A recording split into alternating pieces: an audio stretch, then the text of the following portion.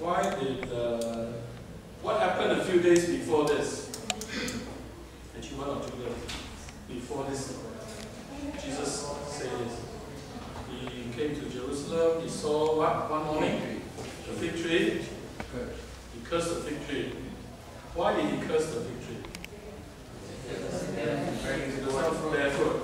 So later on, he used that as a parable. He says, now learn the parable of the fig tree.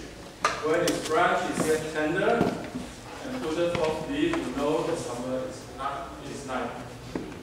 Likewise, when Jesus saw the fig trees with plenty of leaves, there must be fruits. But this fig tree has no fruits. So that's why he cursed the tree in the time. What does this parable teach you? What is the one word?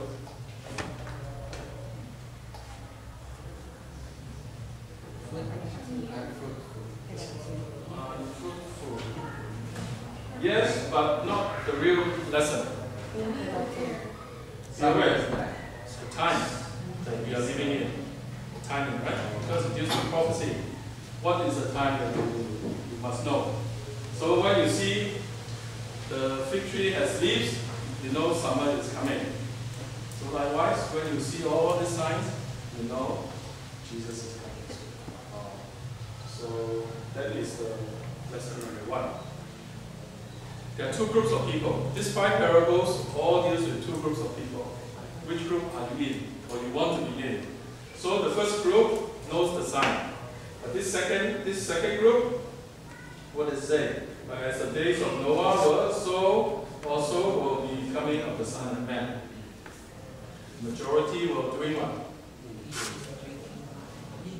Eating, drinking, marrying, and they knew not the time until the flood comes. Today, is majority of Filipinos aware or prepare, or even Adventists, aware of the time we are living in? Not so much. So, here it says the majority of the world don't care, do not care less about whether Jesus is coming or not. Am I correct? They just go on living the life as if it will last forever. 43, 44 says, but know this, that if the good man of the house had known in what watch the thief would come, he would have watched and would not have suffered his house to be broken up. Therefore, be ye also ready for such an hour, as ye think not the Son will not come. If the thief is to come tonight, you know, he sent you a letter, I'm coming tonight. What will you do?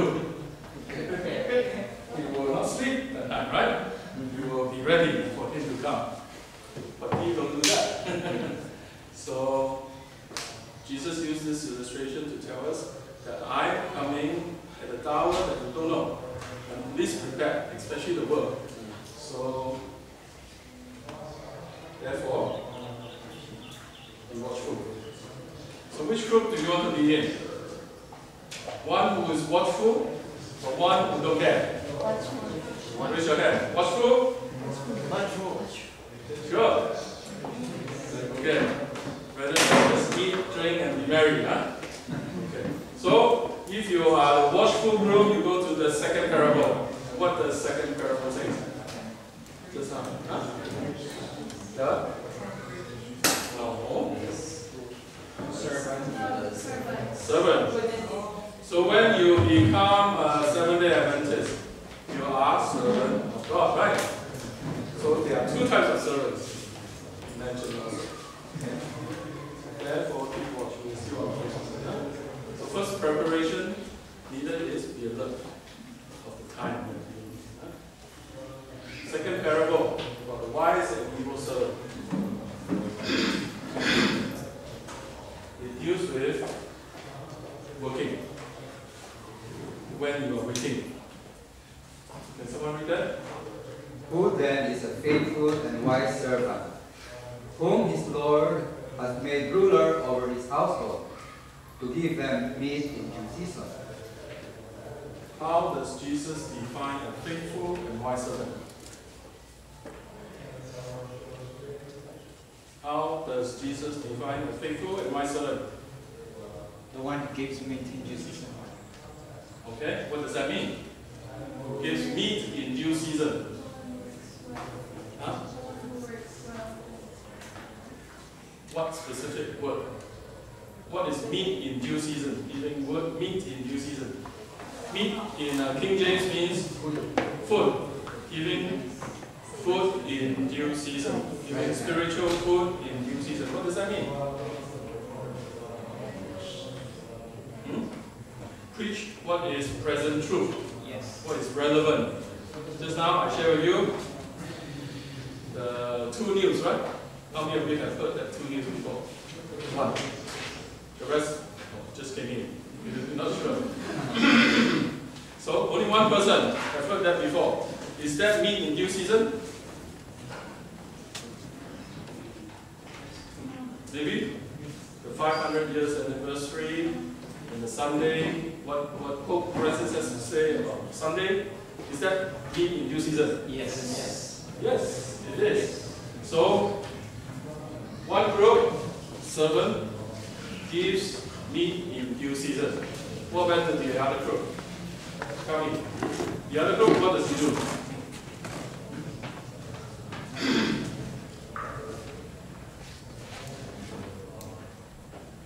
What does the evil servant do? He does 2 things. He thinks that Jesus is not coming back so soon. Right? So he does 2 things. First is, he starts persecuting the fellow servants who give meat in due season. Is that common?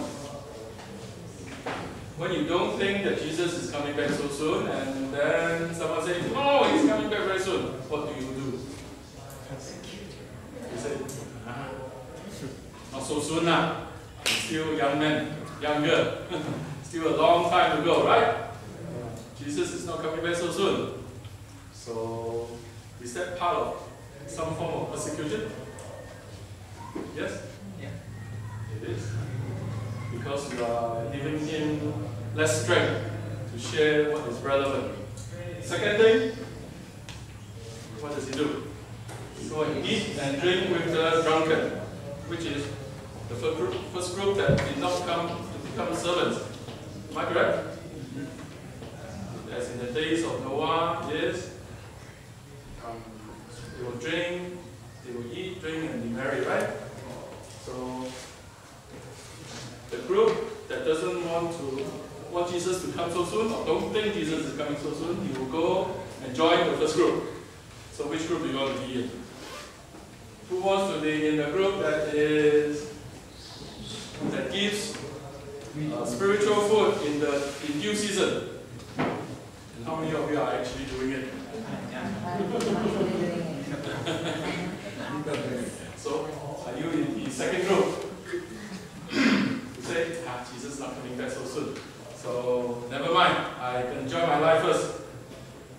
I want to be successful when? In this life. Don't care about God.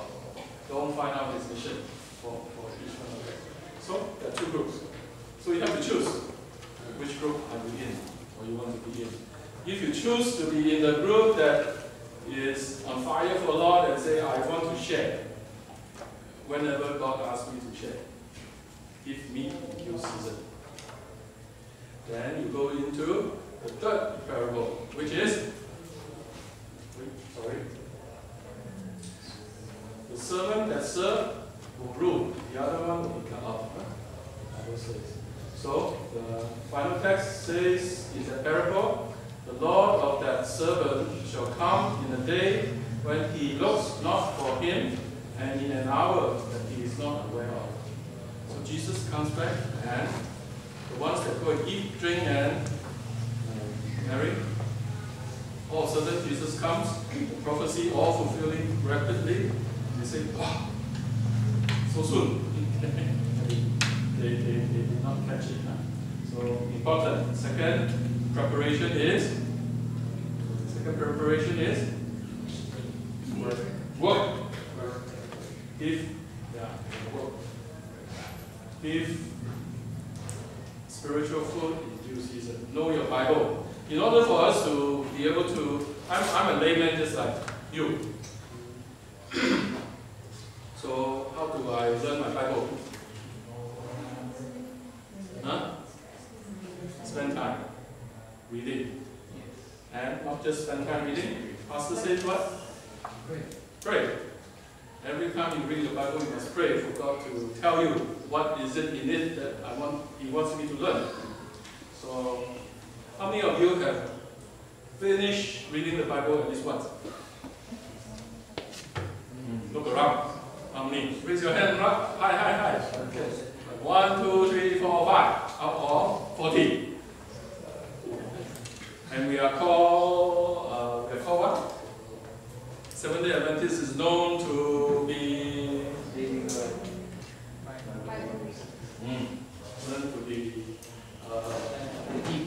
people of the Bible. And none of you have read through once. How many of you have read through twice? Not so good. How many times do you think I have read through as a businessman? 7. I think it's 7. I'm a very slow reader. I read word by word. Bible. So, again, I can finish as a businessman. Businessman easier or not? Easier than student or not? Huh? Yeah. I'm not this Bible, but my other Bible. Each time I read a different version. And when you see the version is red, it's all marked with red. So word for word, I read that way. So God will tell me what lessons. So it's important. Otherwise, how do you share meat in due season? You may be sharing pork. Pork in due season. Correct, huh? Yes? If you don't know your Bible, you will share unclean meat. So, then you go on to the, how many parable now?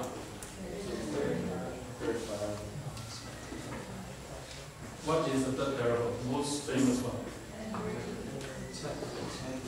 10 virgins. What is the 10 virgins all about? Someone tell me? One word? Preparation. Oh, preparation. What part of preparation? Huh? Oil. 10 is enough, 5 is enough, 5 did not have enough. What does oil stand for? Holy Spirit. All have the Holy Spirit. Right? So the one that goes to, who is giving me in due season, goes to the third parable, right? Fourth or third? Third parable. They are all believers. They all have Holy Spirit. But some has more than others. And they all fell asleep like you and me. Lukewarm church. Vision. Every single one. All 10 of them fell asleep. Why they fell asleep? Why they fell asleep? Why did we fall asleep? The bridegroom did not come. How many of you attended wedding that is the bridegroom comes at midnight? Will you sleep? Nobody, right? No wedding is at midnight, right? So everybody is asleep. So that's what we are. In a state of sleep. But we're still doing something, right? Giving me in due season. Know the time that we're living in, but we are touching. All had the Spirit, but everyone fell asleep because the bridegroom delay is coming. So at midnight, how many people wake up? All 10 woke up. And then 5 and extra oil. 5 did not. So which group are you in? With extra oil or without extra oil? Huh?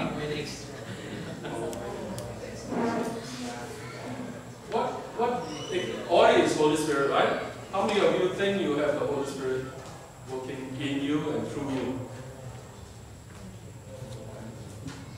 Not so sure, huh? See, that's the problem. We are not so sure whether we have salvation. Am I correct? Just now I asked only, not even one hand. Was there one hand? How many of you think if Jesus comes tonight, are you ready? Halfway. No, you're either yes or you no. Okay? So that's why Jesus gave us 5 parables. To make sure that we cannot miss it. These 5 ingredients are very important. So what was the first one? Be alert. Know the time that you're living in. Those who don't know the time, it's like the Noah's time. What happens? We eat, drink, and marry, and then the flood came. They don't know. You get all of them die. Second parable is work. What is work means in God's eye? Present truth. Present truth. Giving meat in due season means giving present truth. What is our purpose of Seventh-day Adventist existence? Why do we exist? Prepare people. Prepare. Specifically, what is our mission?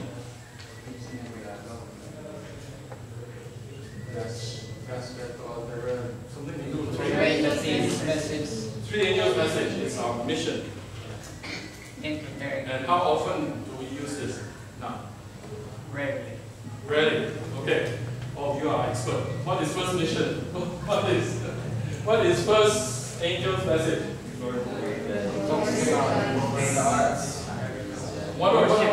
Worship. 2 words. Worship God. What God do we worship? Worship the Creator God. Not any other God, the Creator God. How do you know you're worshiping the Creator God? Service for the Sabbath day. Huh? You observe Sabbath. You worship Him on Sabbath. Why? Because He rested on Sabbath day. On Sabbath day. Memorial of creation. Did God need to rest actually after creation? No. What does that word rest mean? Pastor, right? What does the word rest mean?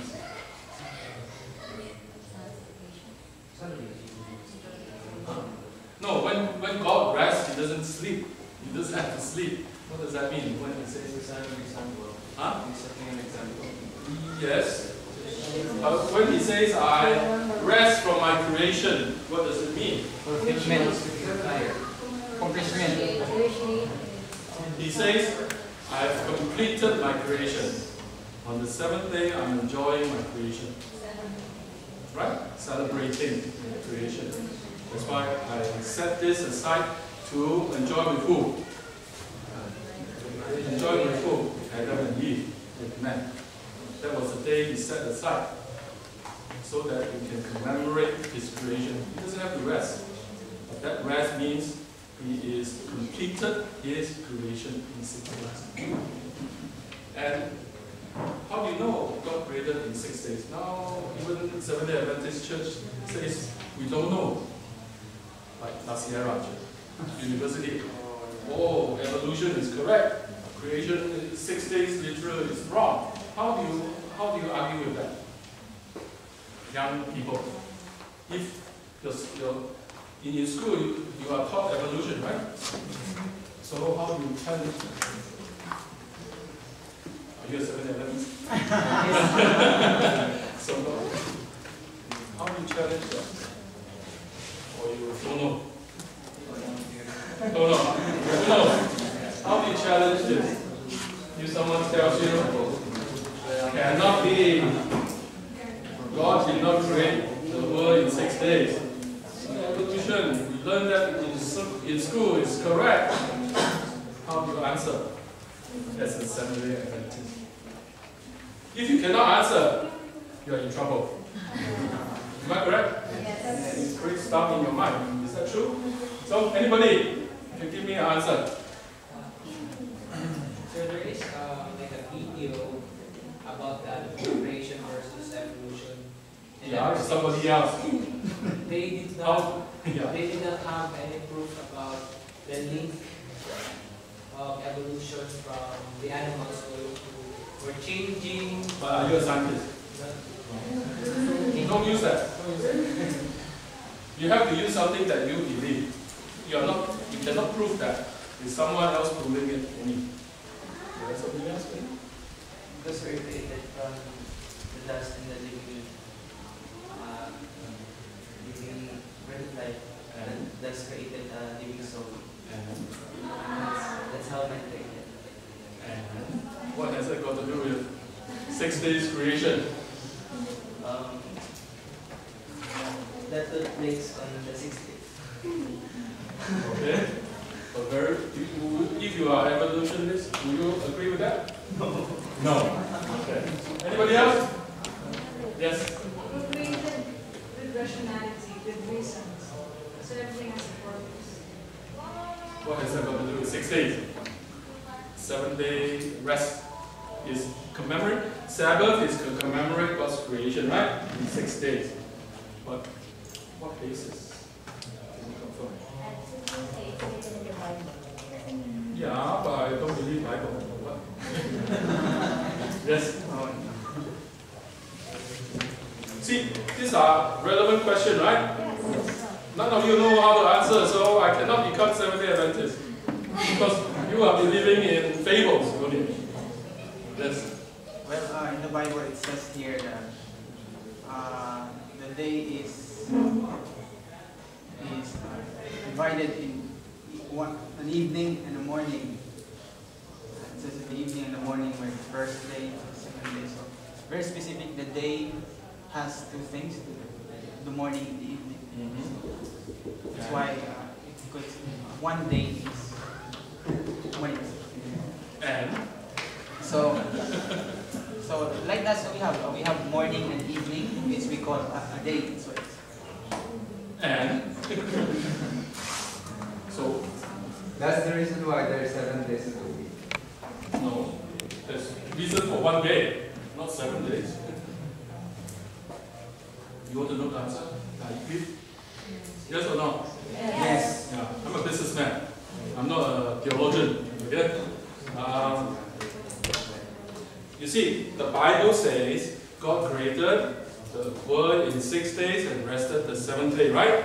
Yes. So that is called a week. We can get scientific reasoning, explanation from 1 day, from 1 month, from 1 year. Am I correct? How do you get 1 day? 24 hours. One Scientific. rotation of the earth. The Earth rotate. 1 rotation is 1 day. 1 month? Rotation of a revolution of Moon rotate 1 cycle is 1 month. 1 year? Rotation of the earth around the sun. Earth around the sun is 1 year. What for 1 week? It's only the Bible. 1 week? You cannot find it from science at all. The only record is in the Bible. So, yet, whether you are Buddhist, Christian, Taoist, Hindus, Muslims, everybody, even heathens who don't believe in they do believe animalism. They follow 7-day cycle. How did that happen? Cannot explain. The only explanation is in the Bible. So I believe, since there is a 1 week, I believe the Bible is true. Is that a good answer? Yes. Amen. Amen. Okay. So read your Bible. Pray. Okay. God will give you inspiration.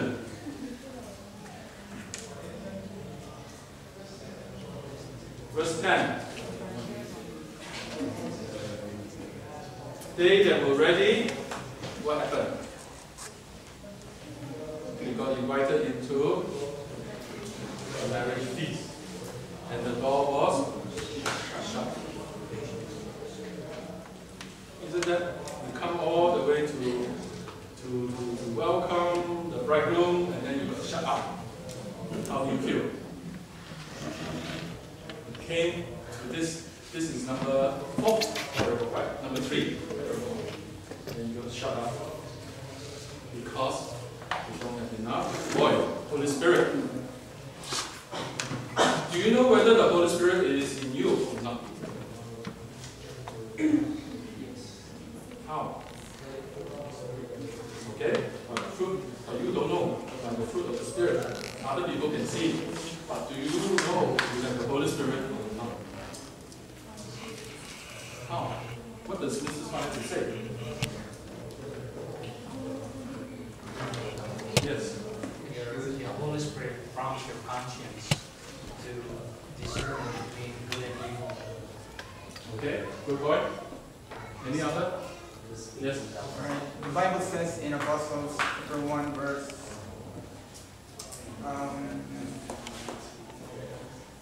7,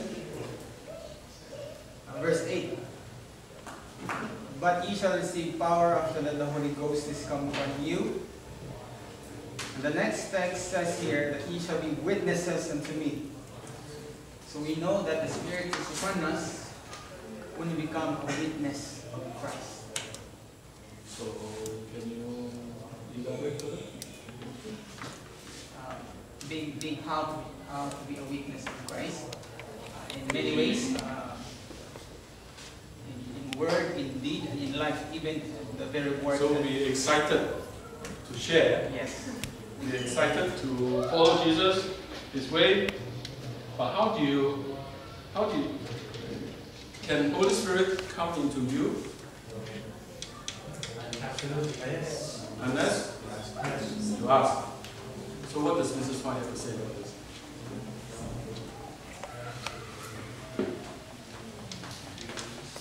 Mrs. White says, every morning when you get up, you must pray and invite the Holy Spirit to come into you, to rule, to lead your day.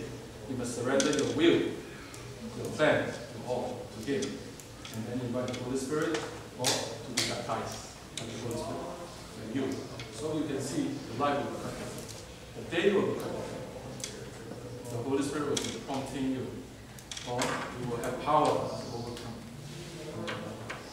challenges, sinful natures, and it gets better.